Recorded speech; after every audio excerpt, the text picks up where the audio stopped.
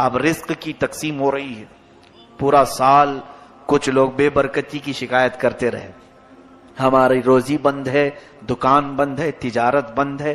ایک بات یاد رکھو, جتنا تمہارے مقدر میں لکھا جائے گا اتنا مل کے رہے گا. چاہے تم 1000 لوگوں کو بولو یا 1 کو بولو یا 70 کو بولو, جتنا ملنا ہے وہ آج بٹ گیا, تو کیوں دوسروں کو بول کر مطلب ہے؟ آپ کو ایسا لگتا ہے 4 لوگوں کو بولوں گا تو میرا رزق بڑھ جائے گا؟ آج جو دکان بند پڑی ہے یا کم دھندا ہو رہا ہے, میں اور 5-6 لوگوں کو بولوں تو کچھ اور بڑھ جائے گی. تمہارے حصے میں جو لکھا گیا آج کی رات وہ اگلے سال تک تمہیں مل کر رہے گا. لو لگاؤ اور اس رب ذوالجلال کی طرف, ملے تو اس کا شکر ہے, نہ ملے تو اس کے دربار میں دعا ہے. لوگوں سے ہمیں کچھ بھی نہیں ہوگا. ما یفتح اللہ للناس من رحمت فلا ممسک لها وما یمسک فلا مرسل له من بعد. اللہ فرماتا ہے اللہ نے جن انسانوں کے لیے اپنی رحمت کے دروازے کھول دیے اسے کوئی بند نہیں کر سکتا. وما یمسک فلا مرسل لها. اللہ فرماتا ہے اور جس کے لیے رب نے بند کر دیا کوئی نہیں کھولے گا. چاہے کوئی بابا ہو, کوئی کسی طرح کا عامل ہو, کسی کی بند روزی کو اگر رب نے بند کر دیا تو کوئی نہیں کھولے گا. یہ یقین رکھ کر کے چلو, ہمارے حصے میں آج جو رزق بٹ رہا ہے وہ ہمیں اتنا مل کر رہے گا. لوگوں سے شکایت نہ کریں. حضرت موسیٰ کلیم اللہ علیہ الصلوۃ والتسلیم کے زمانے میں ایک معاملہ ایسا پیش آیا تھا کہ ایک فیملی کو, ایک خاندان کو آپ نے دیکھا, شوہر, بیوی اور ایک بچہ, بہت غریب تھے, صرف کپڑے آدھے پہنے ہوئے تھے, ایک چادر تھی ان کے پاس, تینوں اوڑے ہوئے تھے. حضرت موسیٰ علیہ السلام کا گزر ہو رہا تھا تو وہ رو رہے تھے. پوچھا کیوں رو رہے ہو؟ کہا ہم بہت غریب ہیں, محتاج ہیں, مفلس ہیں, دعا کرتے ہیں. حضرت موسیٰ علیہ السلام نے دعا کے لیے ہاتھ اٹھائے. رب تبارک و تعالیٰ فرماتا ہے اے موسیٰ ان کے حق میں یہی بہتر ہے, وہ کھا پی رہے ہیں, زیادہ مالدار ہونے کی وہ دعا کروا رہے تھے کہ کچھ اچھا مال مل جائے, ہم بھی بڑے گھر میں جئیں, سب کے لیے عبرت ہے اس میں. رب تعالیٰ نے فرمایا اے موسیٰ ان کے لیے وہ زندگی بہتر ہے. تو وہ بندوں کو حضرت موسیٰ علیہ السلام نے کہا کہ رب کا یہ حکم ہے کہ تم اسی پر گزارا کرو. وہ تینوں کہتے ہیں برسوں سے گزارا کر رہے ہیں, ہم نے آپ سے ریکویسٹ کی تھی آپ کچھ دلا دیں گے. تو حضرت موسیٰ علیہ السلام پھر رب تعالیٰ کے حضور گڑ گڑانے لگے, اے مولا تو اپنے فضل سے کچھ تو عطا کر دے, کچھ زیادہ دے دے, تیرا محبوب نبی عرض کر رہا ہے. رب تعالیٰ نے فرمایا موسیٰ جاؤ, ٹھیک تمہارے کہنے پر میں انہیں عطا کروں گا, جاؤ ان سے کہہ دو تینوں کو میں نے ایک ایک مرتبہ مانگنے کی اجازت دی, وہ جو مانگیں گے ایک مرتبہ وہ دے دوں گا. ایک ایک دعا تینوں کو دی گئی, آپشن.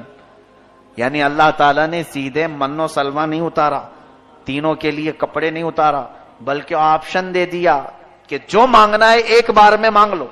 مرد کو ایک بار کی دعا, عورت کو ایک بار کی دعا, بچے کو ایک بار کی دعا. ایک ایک چانس ہے تینوں کو, جو مانگنا ہے مانگ لو. یہ میرے مولا کی حکمت ہے, رب تبارک و تعالیٰ کی حکمت ہے. حضرت موسیٰ علیہ السلام نے کہا کہ تمہیں تو بہت بڑی چیز مل گئی. یعنی اگر کسی کو یہ کہہ دیا جائے تو سیدھے بادشاہت بھی مانگ سکتا ہے, مجھے اتنے ملکوں کا بادشاہ بنا دے, رب کا وعدہ ہے جو مانگو گے دے دوں گا. اس کی طرف سے آئی بات. تو اللہ تعالیٰ کی طرف سے جب یہ بات آئی, حضرت موسیٰ علیہ السلام نے کہا بہت بڑی چیز تمہیں دیا ہے رب نے, کوئی سامان نہیں دیا بلکہ آپشن دے دیا, جو چاہو مانگ سکتے ہو. تو بڑے خوش ہوئے. حضرت موسیٰ علیہ السلام وہاں سے نکل گئے. عورت جو اس میں تھی ادھیڑ عمر کی تھی, اس نے سب سے پہلے یہ سوچا کہ ہم تینوں کھڑے ہو کر کے دعا مانگیں گے آپس میں. شوہر یہ کہا کہ میں غسل کر کے آتا ہوں. ایک ندی کے کنارے یہ لوگ کھڑے تھے, میں غسل کر کے آتا ہوں, جب تک تم یہاں کھڑی رہو, نہا دھو کر کے اچھی ایک ایک دعا کریں. ایک گھر مانگے گا, ایک مال مانگے اور ایک سواریاں مانگے, سب کچھ آ جائے گا.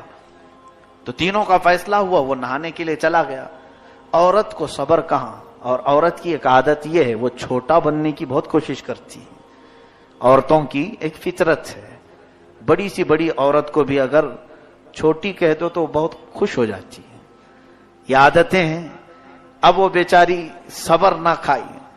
اسی وقت اس کے پاس جو ایک آپشن تھا, اس نے کہا بیٹا اور اس کا باپ مل کر کے جو مانگنا ہے مانگ لیں گے, میں اپنا آپشن مانگی لیتی ہوں. اے اللہ مجھے ایک حسین و جمیل چھوٹی عمر کی لڑکی بنا دے. دعا قبول ہو گئی. وہ بہت حسین و جمیل بن گئی, خوبصورت اتنی شہزادی, نوجوان, اور چہرہ چمک رہا تھا. اس کی خواہش پوری ہو گئی.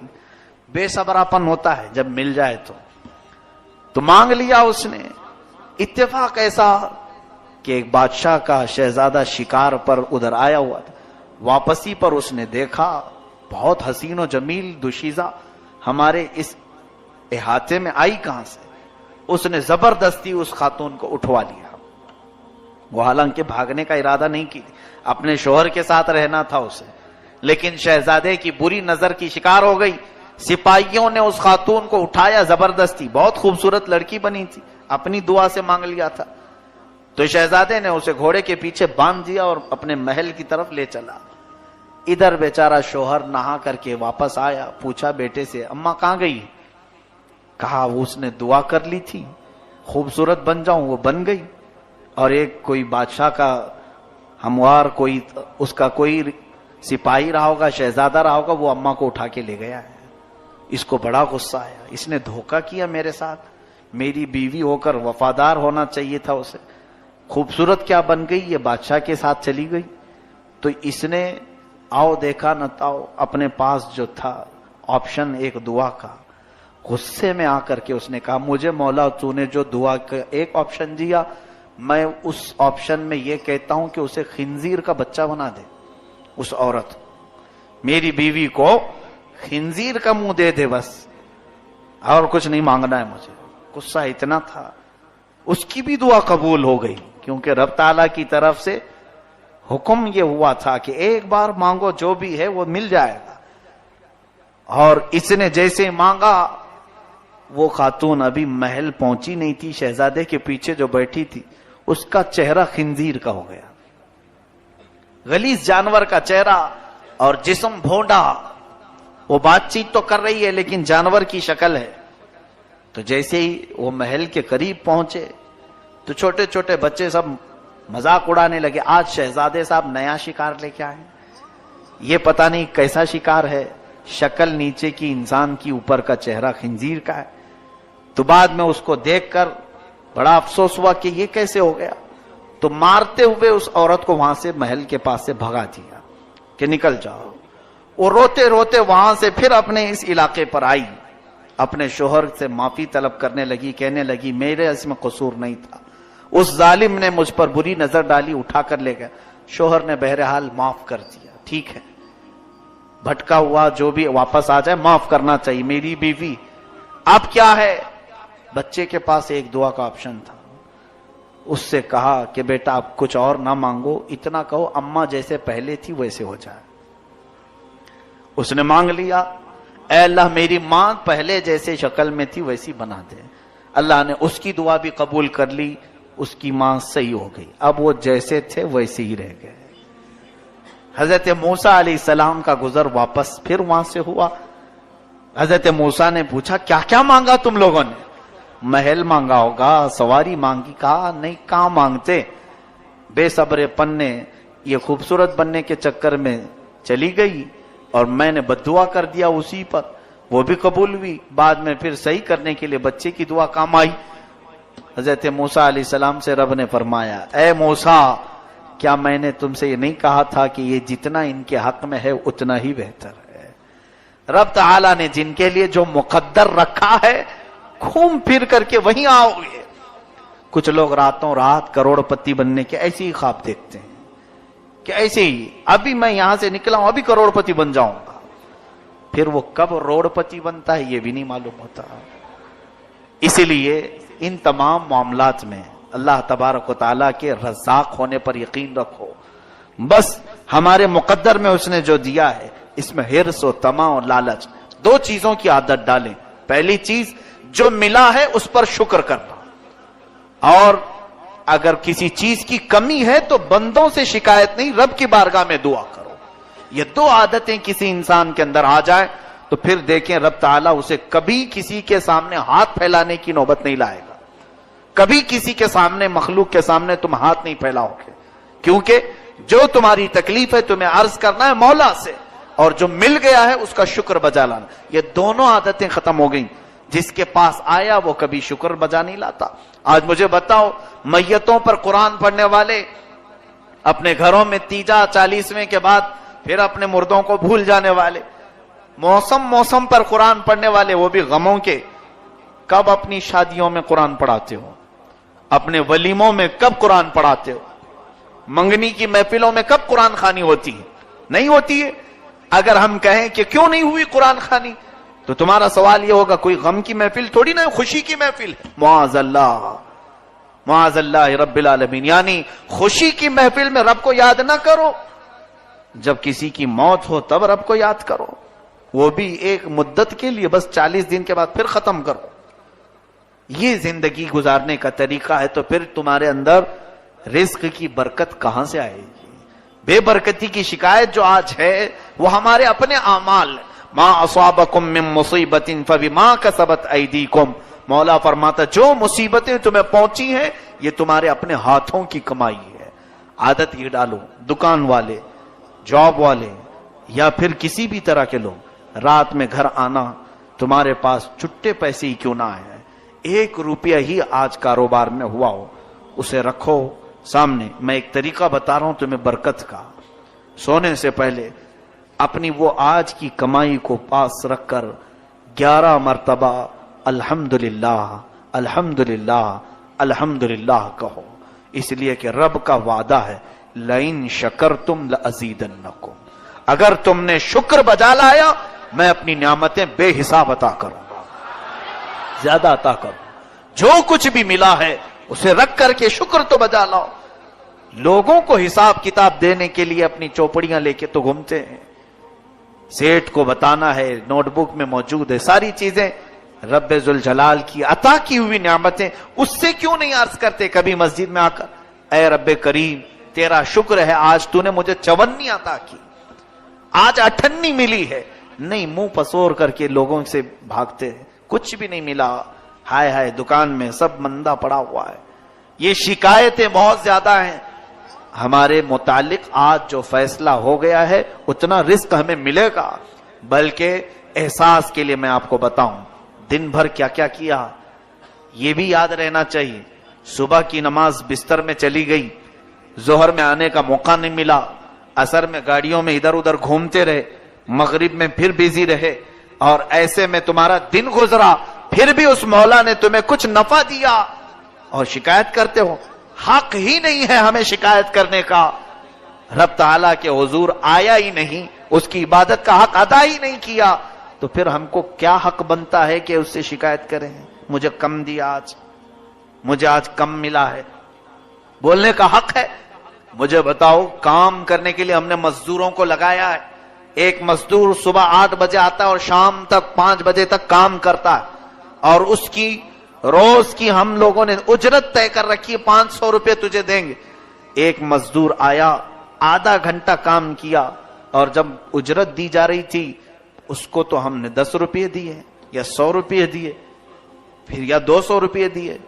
تو 200 روپے لے کر کیا وہ آدھا گھنٹہ کام کرنے والا ہمیں منہ دکھانے کے قابل ہے؟ یا وہ پوچھے گا ہم سے سب کو 500 دیے مجھے کیوں نہیں دیے؟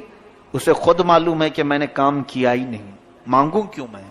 پھر بھی سیٹ نے دے دیا آدھے گھنٹے کا، اچھی بات. یہ سچا مزدور یہی کر کے جائے گا.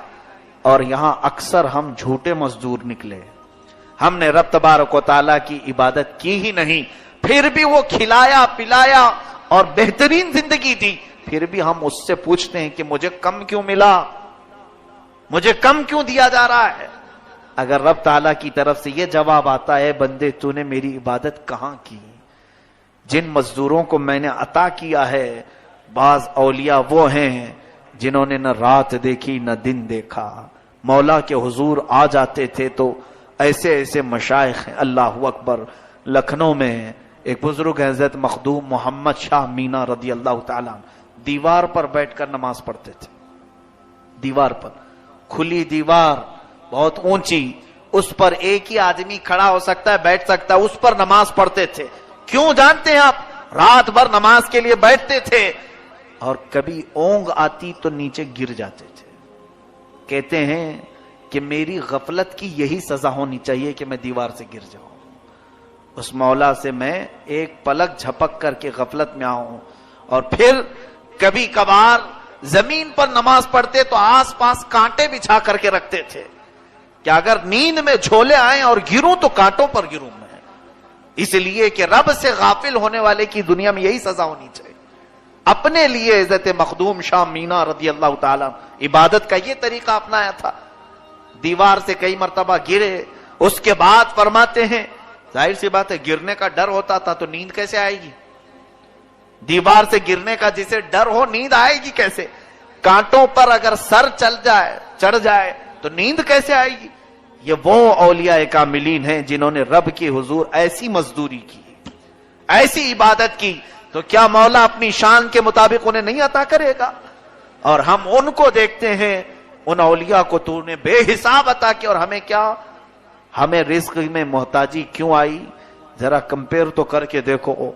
وہ رات کی عبادتوں کے لیے اتنا اہتمام کرتے تھے, دیوار پر بیٹھ کر, آس پاس کانٹے بچھا کر کہ گروں تو میں کانٹوں پہ گروں. اور یہاں ہماری تو فرض غائب ہے, ہمارے فرائض غائب ہیں, تو کیا ہمارا حق بنتا ہے؟